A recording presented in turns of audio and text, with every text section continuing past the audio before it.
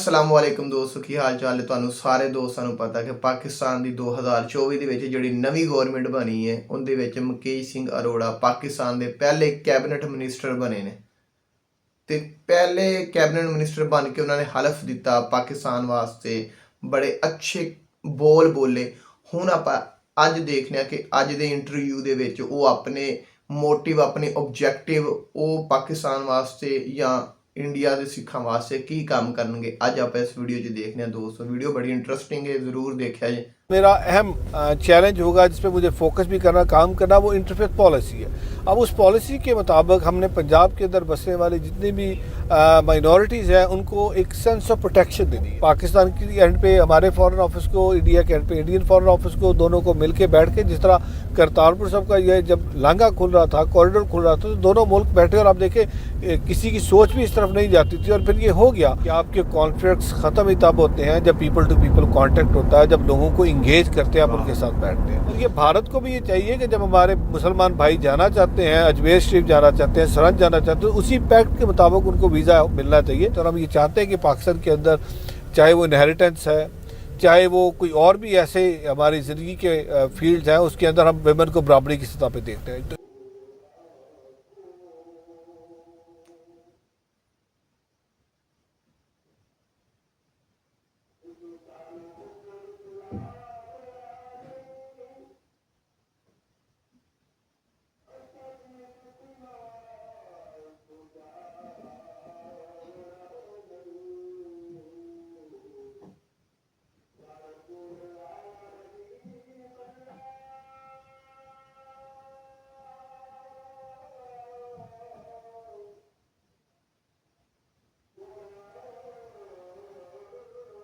मेरा सबसे पहला फोकस तो होगा जी कि पंजाब के अंदर जो ऐसे रजिस्ट्रेशन एक्ट है जो अभी तक नहीं, जिस पे काम किए गए रुके। मिसाल के तौर पे सिख मैरिज एक्ट मैंने 2018 में यूनानिमसली असम्बली से पास करवाया था, तो उसकी पिछले 3-4 साल में हुकूमत रही है हमारी अपोजिट जो पार्टी थी, अनफॉर्चुनेटली उस पर कोई काम नहीं हो सका। तो अभी मेरी प्रायोरिटी ये है कि मैं सबसे पहले तो उस पर काम करूँ और उसमें अपनी उसके बाय लॉज बना के उसको इम्प्लीमेंट करूँ। इसी तरीके से क्रिश्चियन पर्सनल लॉज हैं, हिंदू मैरिज एक्ट है। फिर उसके बाद दूसरा जो मेरा अहम चैलेंज होगा जिस पे मुझे फोकस भी करना, काम करना, वो इंटरफेथ पॉलिसी है।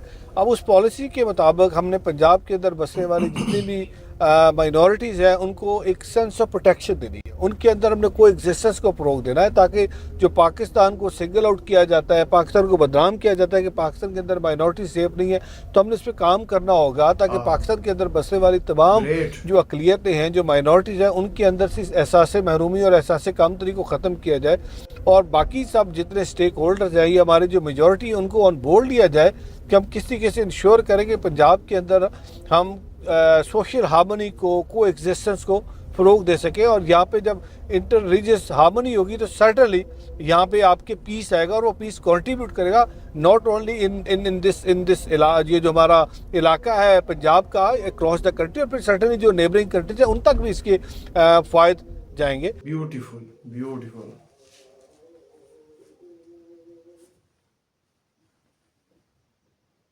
रॉबिन जी, जिस तरह मैंने पहले भी हमारी बात हुई थी, तो आपको पता है कि जब मैं एम्बेसडर एट लार्ज बना करतारपुर कॉरिडोर का, तो मैंने अपनी कुछ प्रपोजल्स बना के प्राइम मिनिस्टर साहब को पेश की थी। और उन पर प्राइम मिनिस्टर साहब उनका एक था कि यस ये होना चाहिए, बट अकेले प्राइम मिनिस्टर साहब या अकेला पाकिस्तान तो नहीं कर सकता। कुछ चीज़ें ऐसी हैं जो जब तक काउंटर जो आपका पार्टनर है वो उस पर विलंग नहीं होगा और वो उस तरफ सुनवाई नहीं होगी, तो इतना आसानी से नहीं हो सकता। तो मैं समझता हूँ इसमें दोनों काउंटर्स को, पाकिस्तान की एंड पे हमारे फॉरेन ऑफिस को, इंडिया के एंड पे इंडियन फॉरेन ऑफिस को, दोनों को मिल के बैठ के, जिस तरह करतारपुर साहब का ये जब लांघा खुल रहा था, कॉरिडोर खुल रहा था, तो दोनों मुल्क बैठे और आप देखें किसी की सोच भी इस तरफ नहीं जाती थी। और फिर ये हो गया और ये जो आप बातें करें सारी डूएबल है। इस पर बैठ के डेलिब्रेशन हो सकती है, निगोशिएशन हो सकती है, काम हो सकता है। और मैं पाकिस्तान के एंड पे आप जो $20 की बात करते हैं, ये बाकी जो आप प्रपोजल्स की बात करते हैं, ये प्रपोजल्स ऑलरेडी हमने शेयर की हुई हैं अपनी गवर्नमेंट के साथ। और मेरी जो गवर्नमेंट है वो विलिंग है, लेकिन दूसरे एंड को भी एक थोड़ी सी उस पर देखने की ज़रूरत है और उसको सीरियस एफर्ट करने की ज़रूरत है। और सर्टनली यात्री तो भारत से आने हैं, जब भारत हमें यात्री भेजेगा तो हम तो उनको रिसीव करेंगे। अब देखिए हमारा जो मुआहिदा हुआ है, एग्रीमेंट हुआ है बिटवीन इंडिया एंड पाकिस्तान, जो MOU साइन है उस पर 5,000 यात्री डेली आने थे। अब वो आते कितने हैं, वो एक बहुत बड़ा क्वेश्चन मार्क है कि वो भी 300 400 और कभी कभी फिगर तो ये डबल डिजिट में चली जाती है। तो हम तो यहाँ पे अरेंजमेंट्स 5,000 संगत के लिए किए और हम चाहते हैं कि 5,000 संगत आए। Pakistan Sikh Gurdwara Prabandhak committee, project management unit, evacuee trust property board, ministry of religious affair, सारे उनको वेलकम करने के लिए और सबसे बढ़ के पाकिस्तान की आवाम उनको रिसीव करने के लिए तैयार होती है। तो मेरा ख्याल है इस पर दोनों तरफ से अगर बातचीत होती है और ये इनका डेडलॉक ख़त्म होता है तो ये चीज़ें हल हो जाएंगी।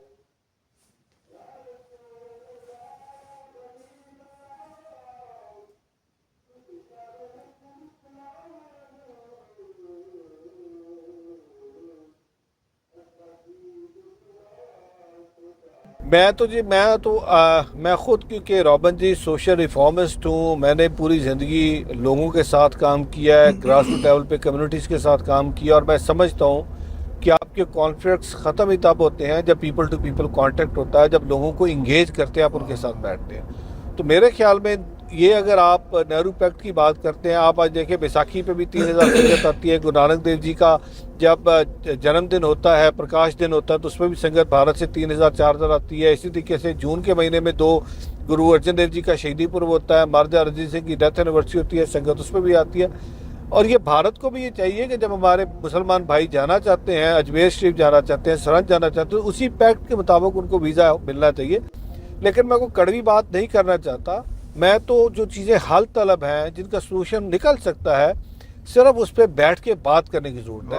और दूसरे एंड पे आपको बराबरी की सतह पे बात करने की ज़रूरत है। अगर आप दूसरे एंड को बराबरी की सतह पे नहीं देखेंगे, आप उसको थोड़ा सा हकारत की निगाह से देखेंगे, या आप ये शो करेंगे कि मैं ज़्यादा पावरफुल हूँ और ये आप दूसरी तरफ मैसेज देंगे ये कमतर है मुझसे, तो फिर बात नहीं होती। और मियाँ नवाज शरीफ साहब तो हमेशा जो उनकी पॉलिसी रही है, वो तो पॉलिसी ऐसी है कि वो तो चाहते हैं कि हमारे जितने नेबरिंग कंट्री उनके साथ हमारे फ्रेंडली रिलेशनशिप हो।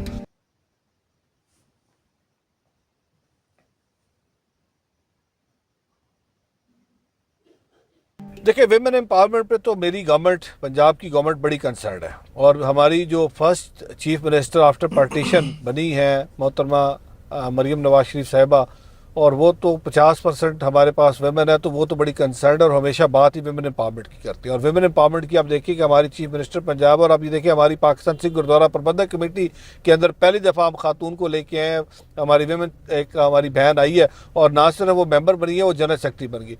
तो विमेन एम्पावरमेंट पे तो हमारे बहुत इनिशिएटिव्स लेंगे, और उसमें हम विमेन ऑन व्हील की बात करते हैं, हम बोर्ड्स के अंदर विमेन की इन्वॉल्वमेंट की बात करते हैं, हम एंटरप्राइज के अंदर, एंटरप्रेन्योरशिप के अंदर विमेन की बात करते हैं। हम हर उस शोबा ज़िंदगी जो हमारी इस वक्त एक है, उसके अंदर हम विमेन इन्वॉल्वमेंट की, एंगेजमेंट की बात करते हैं। हम ये चाहते हैं कि पाकिस्तान के अंदर, चाहे वो इनहेरिटेंस है, चाहे वो कोई और भी ऐसे हमारी ज़िंदगी के फील्ड्स हैं, उसके अंदर हम वेमेन को बराबरी की सतह पे देखते हैं। इस पे तो हमारी ज़ीरो टॉलरेंस है। और वो वेमेन चाहे माइनॉरिटी हो या मेजॉरिटी हो, वेमेन वेमेन है, और हमने उनको इक्वल अपॉर्चुनिटीज़ देनी है और वेमेन को एट पार लेके आना है, ताकि हम जब तरक्की की बात करें तो हमारी ख़वातीन का उसमें उसकी शमूलियत हो।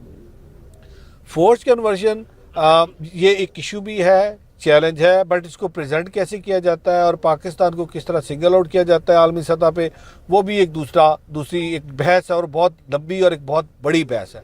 मैं ये नहीं कहता कि इशू नहीं है, इशू होगा, और इस इशू को एड्रेस भी होना चाहिए। लेकिन जो वो लोग जिनके अपने वेस्टेड इंटरेस्ट हैं, जिनके अपने तरीक़ाकार है, वो इस इशू को प्रेजेंट कैसे करते हैं, वो एक दूसरा सवालिया है, और वो बहुत बड़ा सवालिया निशान है, जिससे मेरा मुल्क जो हमेशा इसका नुकसान उठाता है, और हमें फिर आलमी सतह पे बड़ा बदनाम किया जाता है। देखिए, दो तरह की कन्वर्शन है। एक कन्वर्शन वो है अगर कोई खातून अपनी मर्जी से जाती है, ये यूरोप के अंदर भी है, दुनिया की हर, आप वेस्ट में चले जाए, आपके अपने कंट्री के अंदर, भारत के अंदर अगर कोई खातून, उसका किसी मज़हब से ताल्लुक़ है और वो किसी दूसरे मज़हब के लड़के से शादी करती है और वो चली जाती है, तो शायद भारत में उसको फोर्स कन्वर्शन नहीं कहा जाता, लेकिन पाकिस्तान में होता है तो उसको फोर्स कन्वर्शन का नाम दिया जाता है। तो ये देखने की ज़रूरत है, इसको डिग आउट करने की ज़रूरत है, आप फोर्स कन्वर्शन किसको कह रहे हैं। लेकिन दूसरे एंड पे अगर कोई माइनर बच्चियाँ हैं, अगर उनको रिलीजन उनका चेंज हो रहा है और पीछे कोई माइंड सेट है, तो लेट मी एश्योर यू, ये इंडिविजुअल्स एक्ट हो सकते हैं, ये इंडिविजुअल है, बट इसकी स्टेट ने कभी इसकी इजाज़त नहीं दी और स्टेट ने कभी इसको पैटर्नाइज नहीं किया, बिकॉज स्टेट को तो उसका भुगतना पड़ता है आलमी सतह पे। तो ये वो चैलेंजेस होंगे जो बीइंग अ मिनिस्टर मुझे बैठ के अपने साथ लोगों को शामिल करके उनकी शमूलियत के साथ, बिकॉज मैंने अल्टीमेटली सारे लोगों को साथ लेके इसका हल निकालना है। कोई मैंने एक बहस नहीं करनी कि मैंने सिर्फ बहस करनी है और उसका मैंने हल नहीं निकालना, तो मैंने बीइंग अ मिनिस्टर इसका हल निकालना और मैं इसका कोशिश करूंगा कि लोगों की एक्सपेक्टेशन पे पूरा उतरूं और ये जो एक इशू है इस इशू को हम रिजॉल्व करें। दोस्तों बड़ी अच्छी सोच मुकेश ਸਿੰਘ ਅਰੋੜਾ ਦੀ। ਉਹ ਕਹਿ ਰਹੇ ਨੇ ਕਿ ਮੈਂ ਨਾ ਸਿਰਫ ਪਾਕਿਸਤਾਨ ਵਾਸਤੇ ਕੰਮ ਕਰਾਂਗਾ, ਪਾਕਿਸਤਾਨ ਦੀ ਮਾਈਨੋਰਿਟੀ ਨੂੰ, ਹਿੰਦੂ ਸਿੱਖ ਈਸਾਈ ਸਾਰਿਆਂ ਨੂੰ ਇਕੱਠਾ ਲੈ ਕੇ ਚੱਲਾਂਗਾ। ਫਿਰ ਉਹਨਾਂ ਨੇ ਆਖਿਆ ਕਿ ਪਾਕਿਸਤਾਨ ਨੇ ਜਦੋਂ ਕਰਤਾਰਪੁਰ ਸਾਹਿਬ ਜਾਂ ਗੁਰਦੁਆਰਾ ਜਨਮ ਅਸਥਾਨ ਦਾ ਜਦੋਂ ਰਾਹ ਖੋਲ੍ਹਿਆ ਸੀ, ਇਸ ਤਰ੍ਹਾਂ ਇੰਡੀਆ ਨੂੰ ਵੀ ਚਾਹੀਦਾ ਕਿ ਪਾਕਿਸਤਾਨ ਦੇ ਮੁਸਲਮਾਨਾਂ ਵਾਸਤੇ ਅਜਮੇਰ ਮਸਜਿਦ ਜਾਂ ਹੋਰ ਜਿਹੜੀਆਂ ਮਸਜਿਦਾਂ ਉਹਨਾਂ ਨੂੰ ਦੇਖਣ ਵਾਸਤੇ ਪਾਕਿਸਤਾਨਾਂ ਨੂੰ ਇੰਡੀਆ ਨੂੰ ਵੀ ਰਾਹ ਖੋਲ੍ਹਣਾ ਚਾਹੀਦਾ। ਬੜੀ ਅੱਛੀ ਸੋਚ ਹੈ। ਦੇਖੋ ਬ੍ਰਦਰਹੁੱਡ ਦੀ ਗੱਲ ਕਰਦੇ ਪਏ ਨੇ, ਭਾਈਚਾਰੇ ਦੀ ਗੱਲ ਕਰਦੇ ਪਏ ਨੇ। ਫਿਰ ਦੂਸਰਾ ਇਹ ਕਿ ਉਹਨਾਂ ਨੇ ਆਖਿਆ ਕਿ ਇੰਡੀਆ ਦੇ ਵਿੱਚੋਂ ਪਾਕਿਸਤਾਨ ਨੇ 5000 ਵੀਜ਼ੇ ਦਿੱਤੇ ਨੇ ਹਰ ਮਹੀਨੇ, ਲੇਕਿਨ 300 ਤੋਂ 400 ਲੋਕ ਜਾਂ ਸਿੱਖ ਜਿਹੜੇ ਨੇ ਉਹ ਪਾਕਿਸਤਾਨ ਜਾਂਦੇ ਨੇ। ਇਹਨੂੰ ਤੁਸੀਂ ਇਹ ਨਾਮ ਵੀ ਦੇ ਸਕਦੇ ਹੋ ਕਿ ਜਿਹੜੇ ਸਿੱਖ ਨੇ ਉਹ ਆਉਣਾ ਨਹੀਂ ਚਾਹੁੰਦੇ, ਜਾਂ ਦੂਸਰਾ ਇਹਨੂੰ ਇਹ ਰੰਗ ਵੀ ਤੁਸੀਂ ਦੇ ਸਕਦੇ ਹੋ ਕਿ ਇੰਡੀਅਨ ਜਿਹੜੀ ਗੌਰਮੈਂਟ ਹੈ ਉਹ ਇੰਨਾ ਵੀਜ਼ਾ ਹੀ ਨਹੀਂ ਪਾਕਿਸਤਾਨ ਦਾ ਦਿੰਦੀ ਸਿੱਖਾਂ ਨੂੰ ਕਿ ਉਹ ਪਾਕਿਸਤਾਨ ਜਾਣ ਕੇ ਬਾਬਾ ਗੁਰੂ ਨਾਨਕ ਸਾਹਿਬ ਦੇ ਦਰਸ਼ਨ ਕਰ ਸਕਣ। ਬਾਕੀ ਹਰ ਮੁਲਕ ਦੀ ਕੋਈ ਪਾਲਿਸੀ ਹੁੰਦੀ, ਕਾਨੂੰਨ ਰੈਗੂਲੇਸ਼ਨ ਦੋਸਤ ਹੁੰਦੇ ਨੇ, ਉਹਦੇ ਅੰਦਰ ਰਹਿ ਕੇ ਚੱਲਣਾ ਹੁੰਦਾ। ਲੇਕਿਨ ਇਸ ਸਿੱਖ ਦੀ ਆਪਾਂ ਇਹ ਜਿਹੜਾ ਇੰਟਰਵਿਊ ਸੁਣ ਕੇ ਬੜਾ ਦਿਲ ਨੂੰ ਅੱਛਾ ਲੱਗਾ ਕਿ ਇਹਨਾਂ ਨੇ ਆਖਿਆ ਕਿ ਮੈਂ ਪਾਕਿਸਤਾਨ ਵਾਸਤੇ ਕੰਮ ਕਰਾਂਗਾ, ਪਾਕਿਸਤਾਨ ਨੂੰ ਮੁਸਤਹਕਮ, ਮਜ਼ਬੂਤ, ਸਟਰੋਂਗ ਕਰਨ ਦੀ ਕੋਸ਼ਿਸ਼ ਕਰਾਂਗਾ। ਦੇਖੋ ਦੋਸਤੋ ਇਸ ਗੱਲ ਦੇ ਅੰਦਰ ਕੋਈ ਸ਼ੱਕ ਨਹੀਂ ਹੈ ਕਿ ਜਿੱਥੇ ਜਿੱਥੇ ਵੀ ਸਿੱਖ ਹੈ ਨੇ ਵਰਲਡ ਵਾਈਡ, ਪੂਰੀ ਇੰਟਾਇਰ ਵਰਲਡ ਦੇ ਵਿੱਚ ਜਿੱਥੇ ਵੀ ਸਿੱਖ ਤੁਸੀਂ ਦੇਖੋਗੇ ਉਹਨਾਂ ਨੇ ਕਦੀ ਕਿਸੇ ਨੂੰ ਬੁਰਾ ਨਹੀਂ ਕਿਹਾ ਤੇ ਕਦੀ ਕਿਸੇ ਨੂੰ ਨੁਕਸਾਨ ਨਹੀਂ ਪਹੁੰਚਾਇਆ। ਕੈਲੀਫੋਰਨੀਆ ਤੋਂ ਲੈ ਕੇ ਕੈਨੇਡਾ ਤੱਕ, ਕੈਨੇਡਾ ਤੋਂ ਲੈ ਕੇ ਜਰਮਨੀ ਤੱਕ ਜਿਤਨੇ ਵੀ ਸਿੱਖ ਬੈਠੇ ਨੇ ਬੜਾ ਅਮਨ, ਸਕੂਨ, ਸ਼ਾਂਤੀ ਦਾ ਦਰਸ ਦਿੰਦੇ ਨੇ। ਆਪਣੇ ਮਰਿਆਦਾ ਦੇ ਮੁਤਾਬਕ ਚੱਲਦੇ ਹੋਏ ਤੇ ਉਹ ਲੋਕਾਂ ਦੇ ਵਿੱਚ ਹਾਰਮੋਨੀ, ਪਿਆਰ, ਮੁਹੱਬਤ ਫੈਲਾਉਣ ਦੀ ਕੋਸ਼ਿਸ਼ ਕਰਦੇ ਨੇ। ਗੱਲ ਹੁਣ ਇਹ ਵੇ ਕਿ ਅੱਛਾ ਇਨਸਾਨ ਉਹ ਹੀ ਹੁੰਦਾ ਕਿ ਜਿਹੜਾ ਆਪਣੇ ਇਰਾਦੇ ਉਹ ਦੱਸੇ ਲੋਕਾਂ ਨੂੰ ਕਿ ਮੈਂ ਤੁਹਾਡੇ ਵਾਸਤੇ ਆਹ ਕੰਮ ਕਰਾਂਗਾ। ਹੁਣ ਇਹਨਾਂ ਨੇ ਬਹੁਤ ਸਾਰੀਆਂ ਗੱਲਾਂ ਐਸੀਆਂ ਕੀਤੀਆਂ ਕਿ ਜਿੰਦੇ ਵਿੱਚ ਹਰ ਜਗ੍ਹਾ ਤੋਂ ਤੁਹਾਨੂੰ ਭਾਈਚਾਰਾ, ਹਰ ਜਗ੍ਹਾ ਤੋਂ ਤੁਹਾਨੂੰ ਪਿਆਰ ਮੁਹੱਬਤ ਦੀ ਗੱਲ ਨਜ਼ਰ ਆਏਗੀ। ਇਹ ਬੜੀ ਅੱਛੀ ਗੱਲ ਹੈ। ਬਾਕੀ ਦੂਸਰਾ ਹੈ ਕਿ ਪਹਿਲੀ ਦਫਾ ਪਾਕਿਸਤਾਨ ਦੀ ਹਿਸਟਰੀ ਦੇ ਵਿੱਚ ਮੁਕੇਸ਼ ਸਿੰਘ ਅਰੋੜਾ ਪਾਕਿਸਤਾਨ ਦੇ ਕੈਬਨਿਟ ਮਿਨਿਸਟਰ ਬਣੇ ਨੇ ਤੇ ਇਹ ਬੜੀ ਵੱਡੀ ਗੱਲ ਹੈ ਸਿੱਖ ਕਮਿਊਨਿਟੀ ਵਾਸਤੇ ਵੀ, ਸਿੱਖ ਕੌਮ ਵਾਸਤੇ ਵੀ, ਮੁਸਲਮਾਨਾਂ ਵਾਸਤੇ ਵੀ, ਕਿ ਮੁਸਲਮਾਨਾਂ ਦੇ ਸਿੱਖਾਂ ਦਾ ਭਾਈਚਾਰਾ ਅੱਗੇ ਫਲੇ ਫੁਲੇਗਾ, ਵਧੇਗਾ, बढ़ेगा। ਬਾਕੀ ਸੋਸ਼ਲ ਮੀਡੀਆ ਤੇ ਲੋਕ ਪ੍ਰੋਪਗੈਂਡੇ ਬਹੁਤ ਕਰਨਗੇ ਇਸ ਚੀਜ਼ ਦੇ ਬਾਰੇ ਵੀ, ਲੇਕਿਨ ਇਹ ਬੜੀ ਬਹਾਦਰੀ ਦੀ, ਇਹ ਬੜੀ ਕਾਬਲੀਅਤ ਦੀ ਗੱਲ ਹੈ, ਕੈਪੇਬਿਲਿਟੀ ਦੀ ਦੋਸਤੋ ਗੱਲ ਹੁੰਦੀ ਹੈ ਕਿ ਇੱਕ ਦੇਖੋ ਤੁਸੀਂ ਪੂਰੀ ਦੁਨੀਆ 'ਚ ਦੇਖਦੇ ਹੋ ਕਿ ਪੂਰੀ ਦੁਨੀਆ ਦੇ ਵਿੱਚ ਸਿੱਖ ਕਿੰਨੀ ਤਰੱਕੀ ਕਰ ਚੁੱਕੇ ਨੇ, ਸਿੱਖ ਕਿੱਥੇ ਕਿੱਥੇ ਪਹੁੰਚ ਚੁੱਕੇ ਨੇ।